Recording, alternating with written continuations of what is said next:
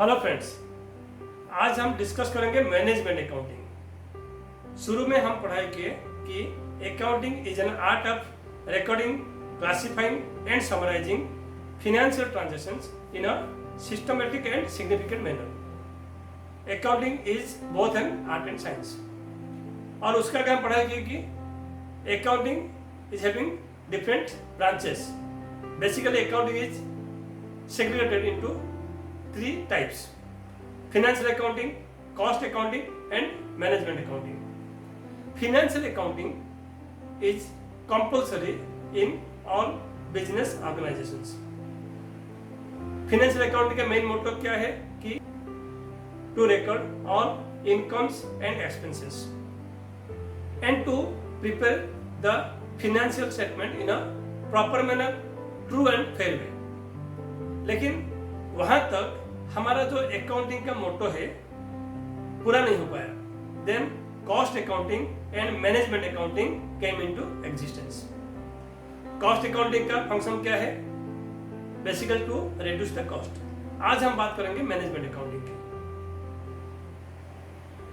Accounting जो पहले सीमित था ओनली रिकॉर्डिंग, क्लासिफाइंग, उसके आगे भी डिसीजन मेकिंग का भी काफी जरूरत पड़े, क्योंकि जब तक कंपनी का डिसीजन मेकिंग ठीक से नहीं होगा, means to diversify the funds, proper utilization of funds और decision making for the growth and development of the business or company. So this is the core parts, core functions of management accounting. लेकिन ये तब होगा जब उन्हें data सही तरह से मिलेगा। It can be possible only when the management people get data from cost department and finance department in a proper manner. Updated data update होना चाहिए। सो मैनेजमेंट अकाउंटिंग का मेन मोटो है कि जो फाइनेंशियल एक्टिविटी है, economic activity है, उसको कैसे ठीक तरह से किया जाए, ढंग से किया जाए for the growth and development of the business. Meaning of financial accounting. Financial accounting का मेन मोटो है to prepare the profit and loss account और इनकम एंड एक्सपेंडिचर स्टेटमेंट्स। तो जितना भी रेवेन्यू पार्ट है वो प्रॉफिट एंड लॉस अकाउंट में आता है। And profit and loss account is prepared for the period. पूरा साल का जो भी इनकम हुआ और एक्सपेंस हुआ वो प्रॉफिट एंड लॉस अकाउंट में रिकॉर्ड किया जाता है, उसमें डिफाइन किया जाता है। बैलेंस शीट क्या है? It is prepared on a specific date. Suppose आज के दिन में मैं जानना चाहूंगा और आप एक कंपनी का डायरेक्टर है, ओनर है, और you are the management people of the company. You are one of the management people of the company. So आप जानना चाहेंगे आज के दिन में कंपनी का फाइनेंशियल पोजीशन क्या है। तो कहां मालूम पड़ेगा कि 1 अप्रैल से आज तक जितना भी इनकम हुआ, एक्सपेंसेस हुआ, प्रॉफिट एंड लॉस अकाउंट बताएगा। एंड आज के दिन में जो भी एसेट्स एंड लायबिलिटी वो बताएगा balance sheet. So balance sheet is prepared on a specific date and income and expenditure statement is for the duration. So the profit and loss account will be for the period 1 April 2020 to 31st March 2021 and balance sheet will be as on 31st March 2021। तो financial accounting का main motto है कि जितना भी assets, liabilities, incomes, expenses उसको prepare करके सही ढंग से while adopting all rules, regulations, fundamentals of accounting. Next है फंक्शंस ऑफ फाइनेंशियल अकाउंटिंग। बात है मैनेजमेंट अकाउंटिंग की। सो मैनेजमेंट अकाउंटिंग क्यों आया? क्योंकि फाइनेंशियल अकाउंटिंग में, कॉस्ट अकाउंटिंग में कुछ लिमिटेशन थे, जिसके लिए management accounting came into existence. So हम पहले डिस्कस करेंगे फाइनेंशियल अकाउंटिंग का क्या रोल है, क्या फंक्शन है, कॉस्ट अकाउंटिंग का क्या फंक्शन है। एक एक वीडियो में हम डिस्कस करेंगे, फिर देखेंगे ऐसा क्या हो गया जो कि कंपनी को जरूरत है और वो पार्ट फाइनेंशियल अकाउंटिंग में और कॉस्ट अकाउंटिंग में कवर नहीं हो पा रहा है, तब जाके management accounting came into existence. Recording of information, so financial accounting में इंफॉर्मेशन रिकॉर्ड क्यों करते हैं? अकाउंटिंग पढ़ा ना कि recording, classifying and summarising. Record इसलिए करना है कि हम तो एज ह्यूमन बीइंग हर चीज याद नहीं रख पाएंगे, कभी कभी डाटा लिखना छूट जाता है, रिकॉर्डिंग नहीं कर पाते। As human being we can not trust our memory. ऐसा भी होता है कि हम हर चीज याद नहीं रख पाएंगे, और याद भी रहा then it can not be in chronological order, date wise. जो इवेंट है डेट वाइज आपको याद होगा नहीं होगा डाउट है, और कोई एंट्री छूट जाएगा। ऐसा नहीं कि हमें हर चीज याद है, तो एक रेस्ट्रिक्शन करना चाहिए, एक थंब रूल बनाना चाहिए कि हम ऐसा प्रोसीजर पॉलिसी एडॉप्ट करेंगे जो कि कहीं से भी हमसे चूक होने की सवाल नहीं उठता। So it is better to put into the books of accounts. तो जब भी कोई भी इवेंट होता है उसी टाइम उसको रिकॉर्ड किया जाए, खत्म कहानी, बात खत्म।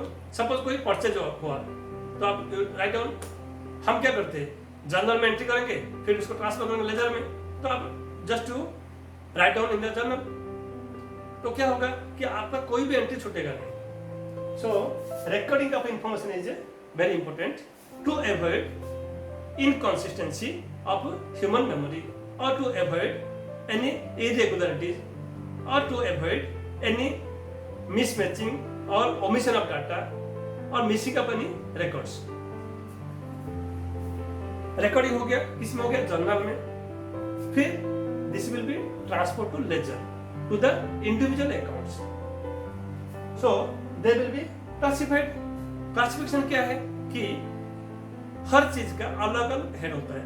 मान लो हमारा घर की बात है, घर में हमारा एजुकेशन में सपोज घर में 4-5 लोग पढ़ाई कर रहे हैं, तो सबका एजुकेशन का जो एक्सपेंसेस है एक हेड में आ जाएगा। ग्रोसरी आइटम आपने महीने में 20 बार ग्रोसरी लेके आए, और जितने भी ग्रोसरी एक ही हेड में होगा, ग्रोसरी हेड में लेजर, ग्रोसरी लेजर हो गया। एंटरटेनमेंट का वो एंटरटेनमेंट में चला जाएगा। मान लो मेडिकल खर्चा हुआ, 5 बार मेडिकल एक्सपेंसेस हुआ, वो एक ही हेड में आ जाएगा, तो क्या होगा ग्रुपिंग हो जाएगा। हम पहले पढ़े ना कि it is recording and classifying and summarising. तो क्लासिफाई नहीं करेंगे तो हमें समझ में नहीं आएगा। जैसे पहले बताया था पिछले वीडियो में कि अगर आप नमक का डब्बा लेके रख दिया स्टडी रूम में, या किताब लगा रख दिया किचन में, ढूंढना मुश्किल होगा। आप मॉल में जाते हैं तो क्या आप देखते हैं कि गारमेंट का अलग, टॉयज का अलग, हर चीज का अलग अलग शेप होता है, कॉस्मेटिक का अलग, क्योंकि उन्होंने वो वहां क्लासिफाई किया। और क्लासिफाई नहीं करेंगे हमें ढूंढना बड़ा मुश्किल होगा, ट्रेस आउट करना मुश्किल होगा। तो क्लासिफाई करना जरूरी है। तो जर्नल से लेजर में क्लासिफाई चला गया, क्लासिफाई हो गया।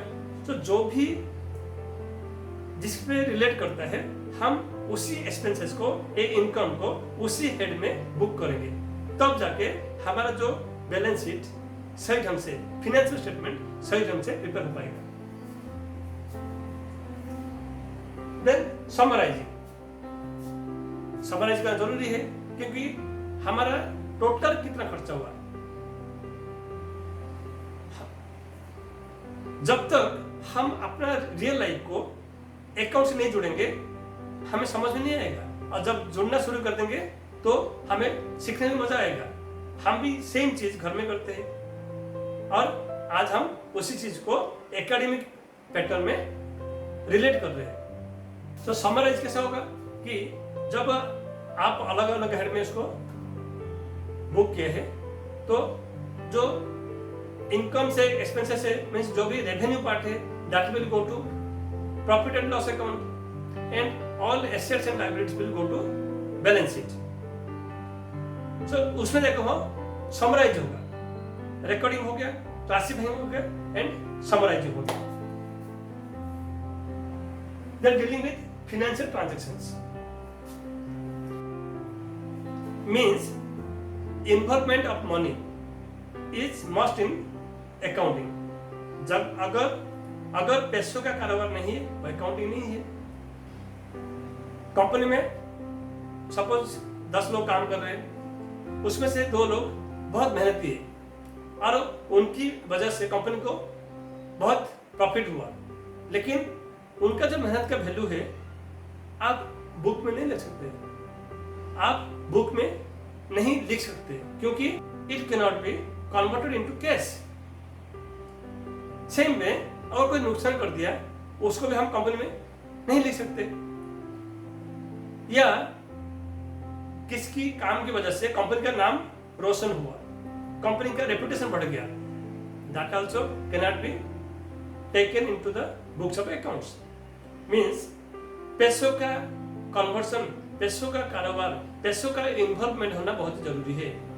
सो we are dealing with recording, classifying and summarising financial transactions in a systematic and significant manner. Then interpretation of financial transactions. Financial transaction को जो भी हमारा अकाउंटिंग हो रहा है उसमें प्रॉपर वे में कम्युनिकेट होना चाहिए, इंटरप्रेट होना चाहिए, क्योंकि हमारा जो अकाउंटिंग हो रहा है क्यों हो रहा है, there must be some people, some group to use our accounting, to use our financial statements. कुछ एक्सटर्नल यूजर है, कुछ इंटरनल यूजर है, वो पढ़ाई के पहले हम। So management wants to know the financial position of the company, creditor, debtor, suppliers, vendors, government, local people, public. Those who are interested or linked with the company, they want to know the financial position of the company. So कैसे मालूम पड़ेगा? Financial statement से। और वो कैसे समझेंगे? एक layman language है, तो उनको कैसे समझ में आएगा? अगर आप फाइनेंशियल स्टेटमेंट को एक बेहतरीन तरीके से प्रिपेयर किए होंगे तो जो लोग कुछ इंफॉर्मेशन लेना चाहते हैं आसानी से अपना इंटरप्रेट कर सकते हैं और अपना जो डाटा ले सकते हैं। So the financial statement it should be prepared in such a manner that it can be easily interpreted by any layman. Most importantly for the management, अगर आपने फाइनेंशियल स्टेटमेंट सही से प्रिपेयर किया होगा तो मैनेजमेंट क्या करेगा, उससे अपना डाटा निकालेगा and they will use this data for the decision making, growth and development of the company. Next is communicating results. Result communication means सिर्फ हमने बना दिया फाइनेंशियल स्टेटमेंट चलेगा नहीं, हमें हर बार ये एहसास होना चाहिए कि अकाउंटिंग इज एन आर्ट। आप जितनी बेहतरीन से आर्ट बनाएंगे, ड्राइंग बनाएंगे, पेंटिंग करेंगे, उतना अच्छा रहेगा, उतना लोगों को अट्रैक्ट करेगा। सेम वे जितनी माइन्यूटली अच्छी तरह से हम अपना अकाउंटिंग बनाएंगे, फाइनेंशियल स्टेटमेंट प्रिपेयर करेंगे, उसका अच्छा रिजल्ट निकलेगा। और उसी रिजल्ट से जो लोग उसे इंटरेस्टेड है, जानना चाहते हैं, उसके लिए ये फायदेमंद होगा। Means financial statement also a result oriented statement. So accounting must be prepared reliable. Reliability मतलब क्या है? When you prepare the accounts, you must follow all rules and regulations, all policies, all guidelines. Everything should be taken into account, taken into consideration. अगर आपने inventory method अपनाया, FIFO method, first in first out, तो आपको हर साल FIFO method ही apply करना पड़ेगा, adopt करना पड़ेगा। आपने डेप्रिसिएशन में एक SLM मेथड एडॉप्ट किया, तो हर साल आपको SLM मेथड ही एडॉप्ट करना पड़ेगा। तो क्या होगा, आपका जो काम करने के तरीके में एक कंसिस्टेंसी होगा। जब कंसिस्टेंसी होगा, you prepare the accounts in a reliable manner. आगे की वीडियो में हम पढ़ेंगे what are the limitations of financial accounting and धीरे धीरे हम मैनेजमेंट अकाउंटिंग की ओर बढ़ेंगे। अगर आप हमारे चैनल में नए हैं, चैनल को लाइक कीजिए, सब्सक्राइब कीजिए, शेयर कीजिए, और जो अकाउंटिंग का नया यूजर है, हमारा पुराना वीडियो को भी देख सकते हैं। फिर मिलेंगे और एक वीडियो के साथ। तब तक के लिए थैंक यू, धन्यवाद, शुक्रिया।